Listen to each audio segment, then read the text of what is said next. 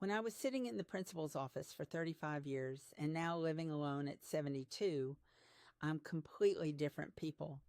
Back then, I thought I could control everything while managing 500 children and 50 teachers. I was convinced that every problem had a solution, and with enough planning and effort, I could handle anything by myself. But you know what? I realized what real independence was only after I started living alone, and in the most unexpected way, too. Looking back now, it's quite ironic. I never thought that someone like me, who spent a lifetime taking care of and teaching others, would learn life's most important lesson after turning 70. I was truly a proud educator. I worked as a principal at Lincoln Elementary School in a small town in Ohio for 35 years. I started as a young teacher and worked my way up step by step. When I went through assistant principal and finally became principal, I really thought I had found my place. Managing 500 children and 50 staff members, that's no easy task. I'd get to work at 7 a.m. every morning and stay until late at night taking care of every detail. From budget management to curriculum planning, counseling teachers' concerns, meetings with parents. My job was to make sure everything ran in its place without a single error. My colleagues called me the living scheduler. In my office hung color-coded calendars, and every Monday I'd plan that week's entire schedule down to the minute. Teacher meetings were exactly 15 minutes, parent conferences 20 minutes, even buffer time for emergency responses. Everything was calculated. I was particularly excellent at crisis management. Whether it was a snowstorm requiring early school dismissal or a sudden power outage, no matter what unexpected situation arose, I already had prepared manuals. When other school principals would panic, I calmly executed plans A, B, and C in order. My husband Robert always praised my systematic personality. It was the same at home. The household budget was accurately organized every month, and house repairs and maintenance were planned ahead to solve problems before they occurred. Friends called us the perfect team. It was the same when preparing for retirement. I made plans step by step, starting 5 years ahead.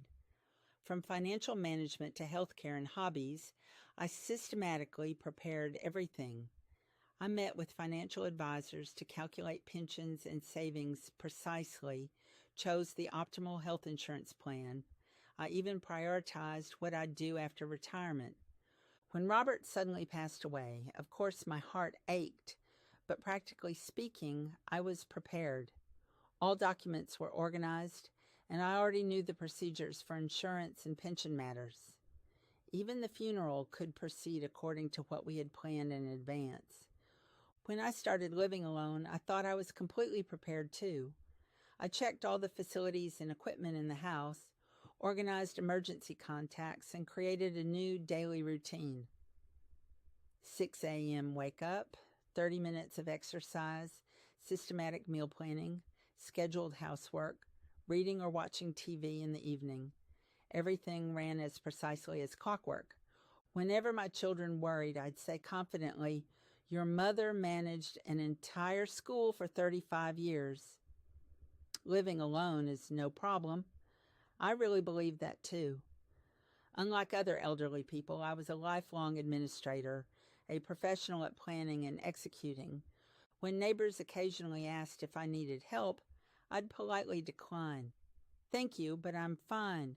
I can handle everything myself." I truly believed that. I was confident I could solve everything myself, lifting heavy objects, getting things from high places, handling complicated machines. Back then, I was really confident. Despite being 72, I had good physical strength, a clear mind, and I thought I could control everything. Watching elderly people who became burdens to others as they aged, I vowed I would never become like that. Living an independent and self-reliant old age, that was the perfect picture I had drawn. The first few months of living alone went really smoothly. Everything went according to the routine I had established.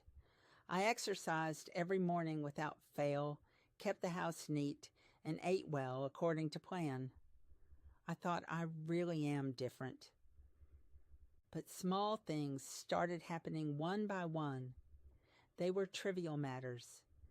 The kitchen ceiling light bulb burned out, and when I climbed on a chair to replace it, it was higher than I thought. I could barely reach it standing on my tiptoes, and when I came down, I wobbled a bit. I was fine, but my heart pounded a little. My neighbor Susan happened to see this and offered to have her husband Tom help next time. I declined with a smile. It's okay. I've done this countless times managing the school for 35 years. I really thought that way too. I just hadn't been careful enough. A few weeks later, while gardening, I had to move a heavy planter. I used to lift it without any trouble, but strangely that day I couldn't get strength in my back. Still, I struggled and moved it by myself. My back hurt a bit the next day, but I brushed it off, thinking, maybe I exercised more than usual yesterday. The most confusing incident happened at the supermarket. It was a place I always went to, but that day for some reason I couldn't find my car in the parking lot. I was sure I had parked in my usual spot, but it wasn't there. I wandered around for about 15 minutes. Later I found out I had parked one row over. Coming home, I thought it was strange. Why would someone like me, who had parked in exactly the same spot in the school parking lot every day for 35 years, make such a mistake? But I rationalized it. It's not because I'm getting old, but because I've been busy lately and my mind was elsewhere. A few days later, something more confusing happened. The washing machine started making strange noises. At first, I ignored it, but it got progressively worse. I looked for the manual to find troubleshooting methods, but nowadays manuals have such small print and are so complicated that I couldn't understand them well. Susan offered help again, saying her husband was skilled at repairs, but I shook my head. There's still warranty left, so I'll call a professional repair technician. Actually, the warranty had long expired, but asking neighbors for help hurt my pride. I ended up calling a repair company, but they said they couldn't come for several days. During those days, I couldn't use the washing machine and had to hand wash everything. At 72, washing heavy blankets in the bathtub, I suddenly thought, is this really the wise thing to do? But I quickly dismissed such doubts. I've solved everything by myself my whole life. This is nothing. I really believed that. The most frustrating thing was the computer problem. One day, the internet suddenly stopped working. Normally, my husband would have fixed it in no time, but by myself, I had no idea what the problem was. I checked the phone lines, turned the computer off and on, but it still didn't work. I called the phone company and they said they'd send a technician, but I'd have to wait at least 2 days. During those 2 days, I couldn't check email, read news, or do banking, which was really frustrating. These things hadn't been a big deal before, but being alone made me feel cut off from the world. My neighbor Tom passed by and asked what the problem was. When I explained, he offered to take a look. I politely declined. A technician is coming. It's better to have a professional look at it. But Tom smiled and said, Maggie, it probably just needs the modem reset. It's a 2-minute job. I shook my head. It's okay. I'll wait for the professional. 2 days later, the technician came and really did just reset the modem. It took less than 5 minutes. I felt a bit embarrassed then. Tom had been right. But I rationalized that too. At least a professional confirmed it was safe. As these things kept happening, stress gradually built up. In the past, even when these problems occurred, I had solved them with someone else, but doing it alone was more complicated and time-consuming than I thought. Especially when moving heavy things alone or getting objects from high places, I kept thinking I needed to be careful. Still, I continued to reassure myself. It's an adjustment period. I'll get used to it soon. I kept politely declining neighbors' offers of help. If I started accepting help, I felt I might become increasingly dependent. To maintain an independent lifestyle, I thought I needed to draw clear lines from the beginning. But honestly, every night when I went to bed, the small problems from throughout the day kept coming to mind. The worry, what if something happens again tomorrow, would creep up. Whenever that happened, I'd scold myself. Why is someone who ran a school for 35 years reacting so sensitively to these little things? I still thought I was right. I believed that solving everything by myself was true independence. I thought that if I accepted help from others, from that moment, I would no longer be an independent person. I had no idea how dangerous that belief was until then. The real problem hit on a cold morning in November. I woke up and the house felt strangely cold. Something seemed wrong with the boiler. I checked the thermostat and it was blinking displays I'd never seen before. I was flustered but tried to handle it calmly. I had dealt with heating system problems several times at school over 35 years. I went down to the basement to check the boiler directly. It sounded different than usual and several lights were blinking red. I looked for the manual to find troubleshooting methods, but modern machines are really complicated. The old school boiler was simple, but this one had digital displays and error codes. Even reading the manual, I couldn't understand what it meant. I tried a few simple methods first. I turned the power off and on, checked the filter, but the problem still wasn't resolved. And outside, the temperature had dropped to 23 degrees Fahrenheit. Susan happened to come by to deliver the newspaper and saw my situation, looking worried. "Maggie, how about staying warm at our place until the repair technician comes?" she suggested. I shook my head. "It's okay. It'll be resolved soon. I'll call a professional company for emergency service." Honestly, part of me was grateful for Susan's offer, but I felt like I'd be imposing on my neighbor. But the problem was that it was Saturday.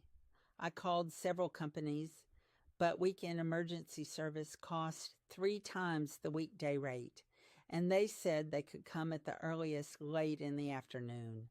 That meant I had to endure the cold until then. I was stubborn. "It's fine. I'll just pile on more blankets." Susan urged me several more times, but I kept refusing. It was pride that made me think I could solve it alone. As the afternoon progressed, the indoor temperature kept dropping. Every breath produced visible vapor. My hands and feet grew colder, and my joints started stiffening. I was wearing several blankets layered together, but the cold seeped into my bones.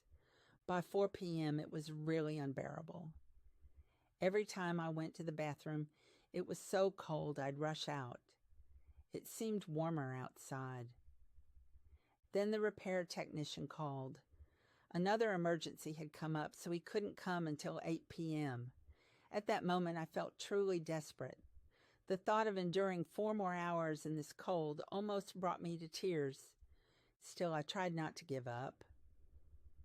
I managed a school for 35 years. I can't be unable to endure this much cold. But my body was honest. My hands were too cold to properly grip objects, and I kept shivering. Around 6 p.m., Susan came again. Seeing no lights on in the house, she was worried and came to check. When she opened the door and saw me, she was shocked. Imagine how pitiful I looked, wrapped in blankets and shivering. "Maggie, what is this situation? Come to our house right now," Susan said urgently. Only then did I realize I was really in a dangerous situation. My complexion was poor, and I was shivering so much I could barely speak properly. Still, I was stubborn. "I'm okay. The repair technician will come soon." But Susan didn't listen and grabbed my arm. "If you don't come right now, I'm calling the emergency room." At that moment, I got really angry. I was hurt that I appeared to be such an incompetent person who needed help. "Please just leave me alone. I can live fine by myself," I shouted. But Susan was firm. "Maggie, I can't stand here watching you end up in the hospital because of your pride." Eventually, I had no choice but to follow Susan to her house. As soon as I entered the warm house, my body started thawing. Susan made warm tea and brought blankets, taking care of me. At that moment, I felt truly ashamed. The reality that I had almost frozen to death because of my stubbornness hit me painfully. The repair technician came and solved the problem in less than 30 minutes. "It was a simple sensor error," he said. "If I had asked Tom for help from the beginning, it probably would have been resolved quickly." That night, back in my house, lying in my warm bed, I had so many thoughts. I realized for the first time how dangerous my stubbornness and pride were, but even then it was still hard to accept. This was just an exceptional situation. Next time I'll just be more careful. I fell asleep comforting myself that way. After the boiler incident, something started changing. Outwardly, I tried to live the same as usual, but anxiety kept rising from a corner of my heart. The thought, "What if something happens again?" kept occurring to me, especially on days with bad weather. When it snowed or the wind blew strongly, just in case, I'd walk around the house checking all the facilities. Was the boiler okay? Were the water pipes frozen? Was the electricity normal? But the problem was that the more I did these checks, the more worries became visible. The stair railing seemed a bit wobbly, the kitchen faucet was dripping, and the front door lock was stiff. Things I hadn't paid much attention to before suddenly all started looking like problems. The hardest thing was winter snow removal. It was something Robert had always done, but doing it alone was much harder than I thought. One morning after heavy snow, when I tried to get my car out, the driveway was completely blocked. I started shoveling snow, but within 10 minutes, I began getting out of breath. Continuously lifting heavy snow with a 72-year-old body wasn't easy work. Taking breaks intermittently, it took over an hour to barely clear enough for one car to get through. Right then, neighbor Tom appeared with a snowblower. "Maggie, let me do it. It'll take 5 minutes," he said, starting up the snowblower. With my face flushed red, I waved my hands. "It's okay. I'm almost done." Watching Tom cleanly clear in 5 minutes what I had struggled with for an hour, I felt complicated emotions. Grateful feelings mixed with hurt pride. Why can I only do it so inefficiently, I thought. After that incident, doubts about my daily routine started arising. Is doing everything alone really right? Do I really lose independence if I accept help? But whenever such thoughts came up, I shook my head. No, I've solved problems by myself my whole life. What was more confusing was the changes in my body. Shopping bags that I used to carry easily felt increasingly heavy. I became more careful going up and down stairs than before, and sometimes felt dizzy when getting objects from high places. What was particularly difficult was putting out large trash. I tried to throw away an old chair, but getting it out the front door alone wasn't easy. It was heavy, and it was hard to maintain balance on the stairs. Susan happened to pass by and offered to help, but I declined again. "It's okay. I'll do it slowly later." That chair ended up staying by the front door for several days. Every time I passed, it became an obstacle and annoyed me, but I still stubbornly insisted on solving it alone. But the biggest problem was the thoughts that came before sleeping at night. What if something happens tomorrow? What if I fall? What if I get sick? Worries I'd never had before kept circling in my head. Especially going to the bathroom in the middle of the night was most frightening. In the darkness, worried about tripping over something, I'd walk very carefully.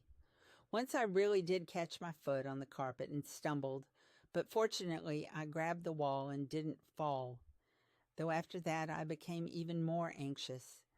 Relationships with neighbors also started becoming slightly awkward. As I kept declining when Susan or Tom offered help, they seemed to find it increasingly difficult to approach me.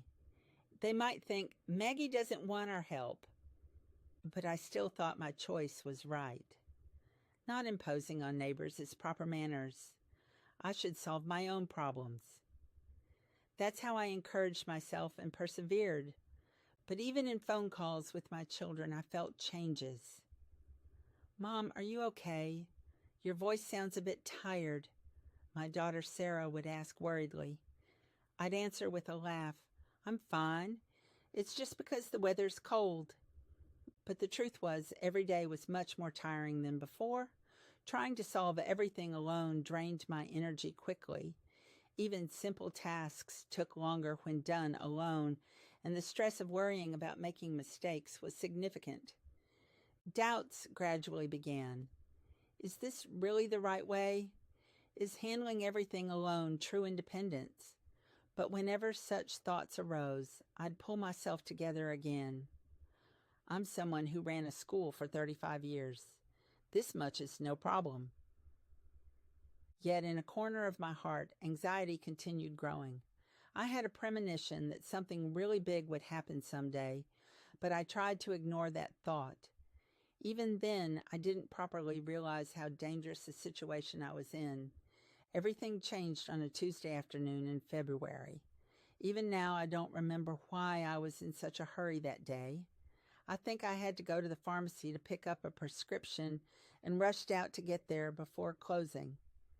Going down the front steps, snow from a few days before had slightly melted and refrozen into ice. Normally, I would have been more careful, but that day my mind was rushed, so I walked faster than usual. It was on the third step. My foot slipped and I lost my balance. That moment felt like time stopped. The thought, oh no, now I'm really in trouble, flashed through my mind. My body fell backward and hit the steps back first. At first, confusion was greater than pain. To think this would happen at 72. I tried to get up but felt severe pain in my right wrist. Checking other areas, my back hurt too and my knee was sore. It's okay, I can get up slowly. I tried to comfort myself and attempted several times, but my wrist hurt so much I couldn't support myself on the ground to get up. Plus, lying on the steps made my position awkward. I can't tell you how helpless I felt then. Someone who had solved every problem alone my whole life couldn't even do something as simple as standing up. 5 minutes, 10 minutes passed, and I still couldn't get up. My body gradually grew cold, and the wrist pain intensified. Right then, Susan appeared. She happened to be coming out to pick up her son and saw me lying on the steps. Maggie, what happened? She said, running over. I felt embarrassment and relief simultaneously. I'm okay. I just slipped. I'll get up soon, I said, but my voice was trembling. Susan immediately assessed the situation. Maggie, you need to go to the hospital right now. I think your wrist is broken. No matter how much I said I was fine, she wouldn't listen. She called her husband Tom, and together they helped me up and drove me to the emergency room. At the emergency room, x-rays showed my wrist bone was indeed cracked. Fortunately, no major surgery was needed, but I'd have to wear a cast for 6 weeks. At that moment, my mind went blank. I couldn't use one hand for 6 weeks. The doctor asked, do you live alone? For 6 weeks, you'll absolutely need someone's help. Cooking, cleaning, even getting dressed will be difficult. Only then did the seriousness of the situation hit me. Leaving the hospital, Susan said, Maggie, how about staying at our place for now? Or we could contact your children. I shook my head. Number, I'm okay. I can manage alone. But returning home and facing reality, I felt truly overwhelmed. With a cast on my hand, even turning doorknobs was difficult, and pouring a glass of water wasn't easy. Even going to the bathroom took longer than usual. The first night was the most terrible. I couldn't shower, couldn't wash my hair, and had to be careful even washing my face since I couldn't get the cast wet. When I tried to eat dinner, using a can opener was difficult, and lifting heavy pots was completely impossible. I ended up having dinner with just a slice of bread and a glass of milk. Lying in bed, staring at the ceiling, I had so many thoughts. Is this really independent living? Not being able to eat properly or wash properly? Is this dignified old age? The next morning, Susan came with breakfast. "How was last night?" she asked, and I almost cried. Seeing that warm egg dish and freshly toasted bread, I desperately realized how much I needed help. "Susan, I was really foolish." I finally opened up. Just because I took care of others for 35 years, I thought I could do everything by myself. But looking at it now, I'm just an ordinary person who needs help too. Susan took my hand and said, "Maggie, accepting help isn't shameful. We're neighbors. Helping each other is natural." Hearing those words, I felt like a big wall inside me was crumbling. I realized how wrong my lifelong thinking about independence had been. Independence wasn't about handling everything alone, but having the wisdom to ask for and accept appropriate help when needed. "Why was I so stubborn all this time?" I asked, and Susan smiled and answered, "Maggie, you've been a strong person your whole life, but I think strength isn't about enduring alone, but having the courage to reach out when needed." At that moment, I had a truly great realization. I had to admit that my lifelong values were completely wrong. If someone is truly independent, they should know how to acknowledge their limitations and seek appropriate help. "Susan, please help me." I had never found it so difficult to say anything in my life. I really can't do it alone. After saying that, my heart felt much lighter. It was like putting down a heavy burden I'd been carrying for a long time. Susan smiled brightly and said, "Of course. But Maggie, I need help sometimes too. You're an education expert. My grandson is struggling with math. Could you help him later?" Then I realized it. Help isn't one way, but something we give and receive from each other. I could receive, and I could also give. Only then did I begin to understand what true neighborly relationships were, what true independence was. That night, after having a proper dinner with Susan's warm help, I thought, who would have known I'd learn life's most important lesson at 72? That living alone and handling everything alone are completely different things. The first week with my wrist in a cast was truly a new experience. Susan brought breakfast every morning, and Tom helped with household tasks I couldn't do alone. At first, I felt only awkwardness and guilt. Is it okay to just receive help like this? The thought kept occurring to me. Someone who had spent a lifetime in a caregiving role felt unaccustomed to receiving care. But after a few days, my mind gradually began to change. The biggest change started with a conversation with Susan. One morning, Susan came a bit later than usual. When I asked why, she said she was troubled about her grandson, David's math homework. "He's having such trouble with fractions, I don't know how to explain it to him. Maggie, since you were a principal, do you happen to know a good method?" Susan asked carefully. At that moment, something warm rose in my heart. The thought that I, who had only been receiving help, could help someone else made me feel good. "Of course. I have a special method for teaching fractions to children." That afternoon, David came to my house. He was a 12-year-old boy, and his face would scrunch up whenever math came up. I used the teaching method I'd employed for 35 years. "David, do you like pizza?" I asked, and the child's eyes sparkled. I drew a pizza on paper and explained the concept of fractions. Half a slice is 1/2, divided into 4 pieces, and it becomes 1/4, and so on. After studying together for about an hour, David began understanding fractions. "Wow, now I get it," he said, smiling brightly, which made my heart feel good too. When Susan came to pick up the child, David excitedly said, "Grandma, Maggie taught me math so easily." Susan's face lit up with a bright smile too. "Maggie, thank you so much. This is the first time I've seen David enjoy math like this." Susan took my hand as she spoke. At that moment, I realized that help isn't unidirectional, but something we exchange with each other. After that, my mindset completely changed. When Susan brought breakfast, instead of just saying thank you, I'd say, "Susan, have a cup of coffee before you go." The time sitting together, drinking tea, and sharing neighborhood stories became the most enjoyable time of my day. It was the same when Tom helped with household repairs. At first, I was just grateful, but later I started sharing information I knew. "Tom, if you do that part this way, it'll last longer. I saw similar problems a lot at school." Surprisingly, whenever I gave advice, Tom would listen really seriously. "Maggie really has a lot of experience. Why didn't you tell us these things before?" Hearing that made me realize I wasn't just someone receiving help, but someone who could give valuable advice. The biggest change appeared in relationships with other neighbors. Dorothy, who lives across the street, came to me one day and said, "Maggie, I've been having trouble lifting heavy things by myself lately, too.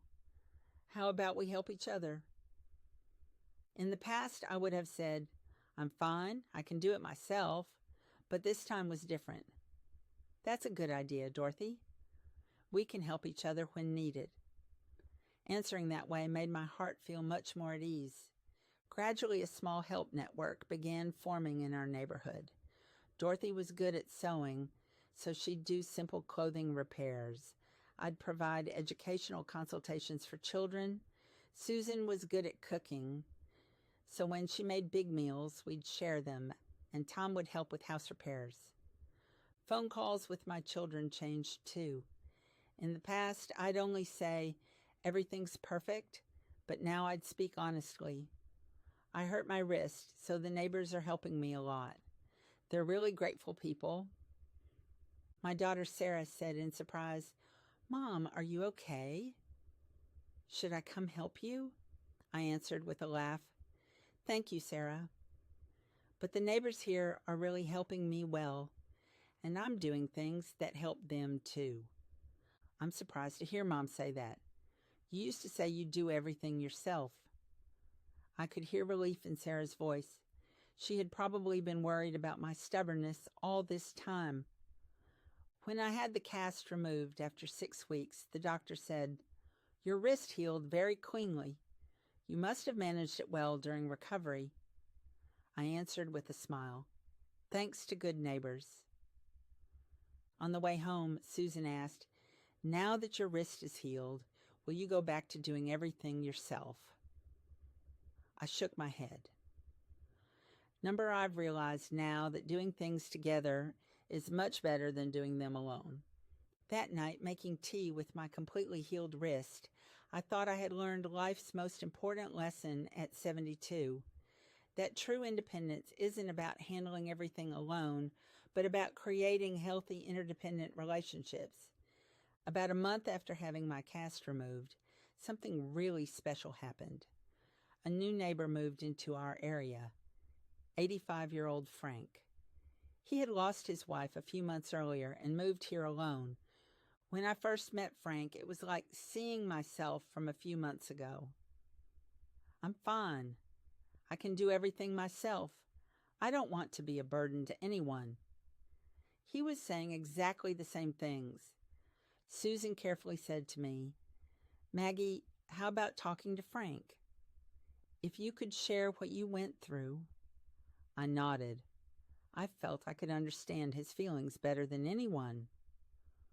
One afternoon, I saw Frank struggling alone to move heavy boxes. I approached without hesitation.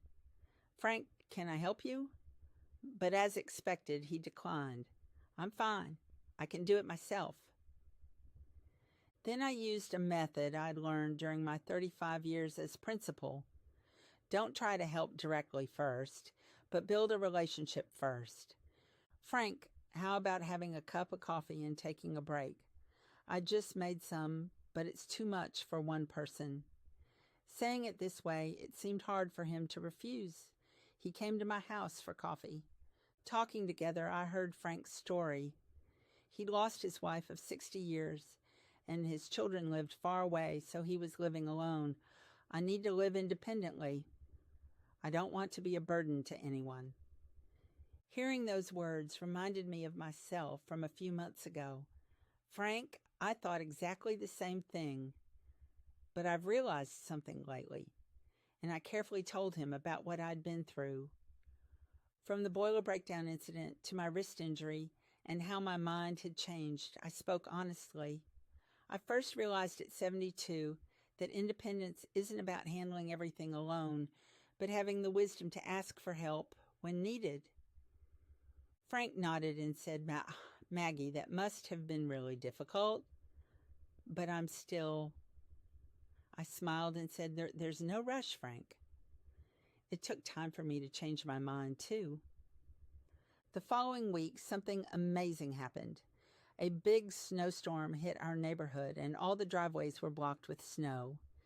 In the past, we would have each cleared our own, but this time was different.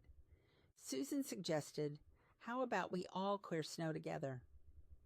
If we work together, it'll be much faster than each doing one house." I immediately agreed.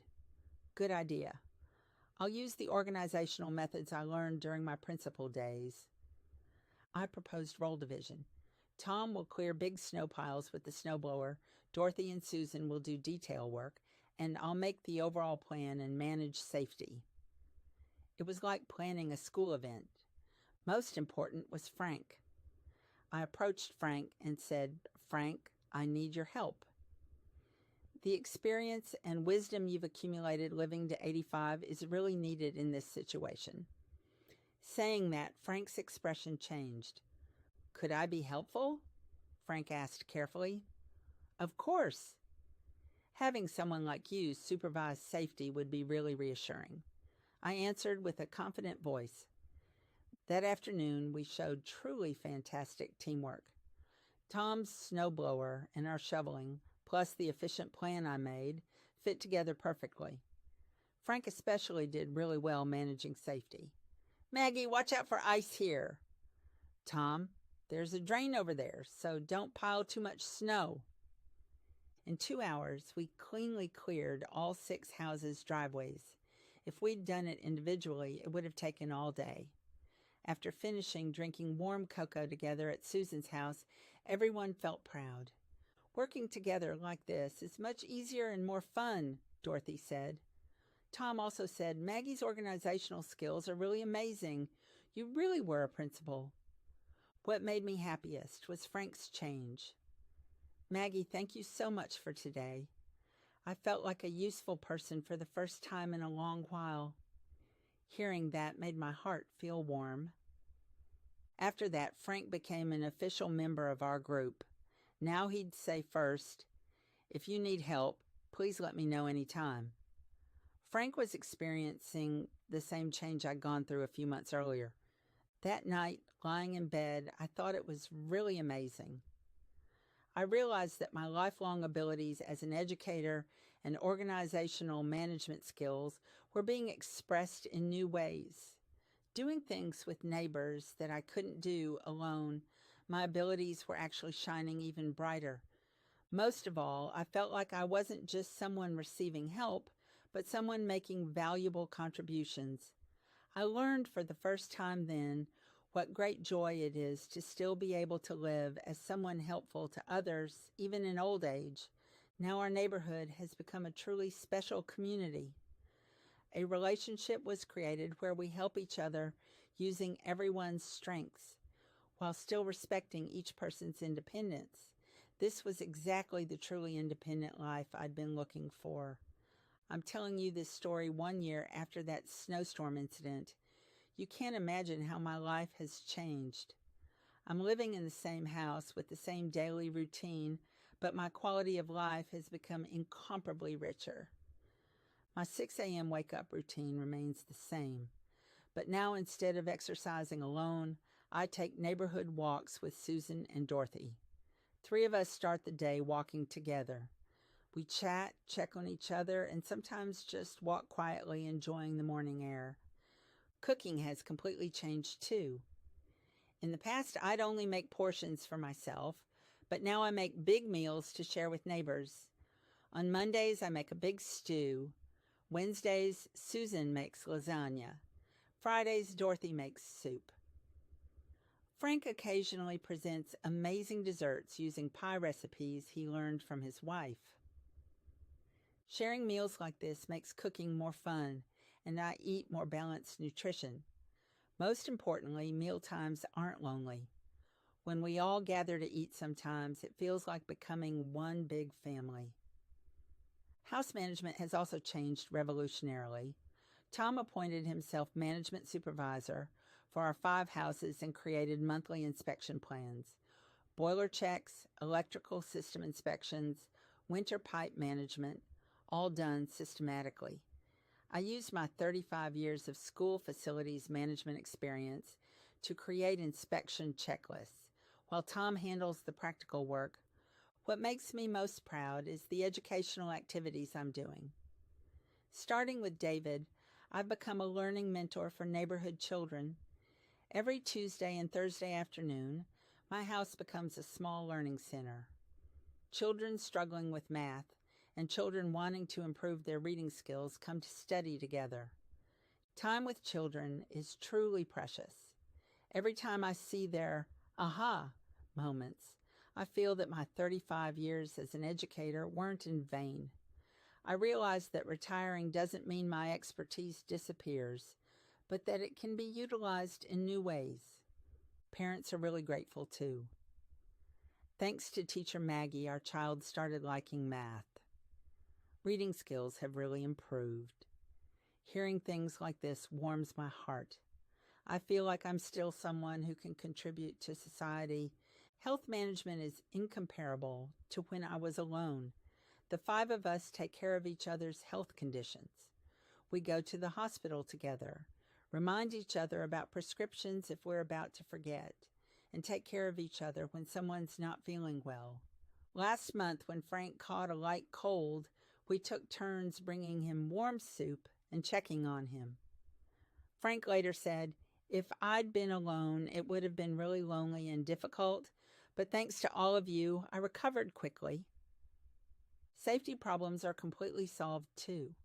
We exchange safety check texts every evening at 8 p.m. We just need to send a simple "okay." If someone doesn't send a text, we go check on them. Thanks to this system, everyone can live with much more peace of mind. My relationship with my children has improved too. In the past, when I called, I'd only say everything's perfect, but now I naturally share the enjoyable daily life with neighbors. My daughter Sarah said, "Mom, your voice sounds much brighter than before. You really seem happy." My son Michael said something similar. "Has Mom always been such a social person? You look really joyful whenever you talk about the neighbors." What a great gift it is that my children no longer have to worry about me living alone.